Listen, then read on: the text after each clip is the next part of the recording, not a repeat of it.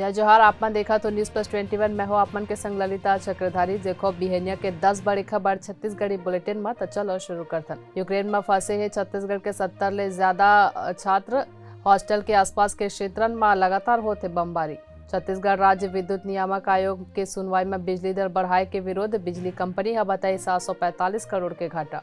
रायपुर के रवि भवन में 3 दुकान सील। लोकल चार्जर केबल में नामी कंपनी के टैग ऊंचा रेट में करत रहिस बिक्री। छत्तीसगढ़ में फैलिस नशीली दवा के कारोबार। तस्कर मन ले जब्त करे गई से नशीली दवा। पेगासस स्पाइस वेयर ले जासूसी के मामला में सुप्रीम कोर्ट आज कर ही सुनवाई। कर्नाटक हाईकोर्ट में हिजाब पर चलत सुनवाई आज पूरा हो ही। कोर्ट हा सबो पक्ष ले लिखित जवाब मांगिस। विशाखापट्टनम में भारतीय नौसेना के मिलन एक्सरसाइज शुरू हो ही। एमे 40 देश के नौसेना हो ही शामिल। यूरोपियन यूनियन हर रूस में लगाई से नवा प्रतिबंध। 70% बैंकिंग सेक्टर ला नुकसान पहुंचाए के दावा।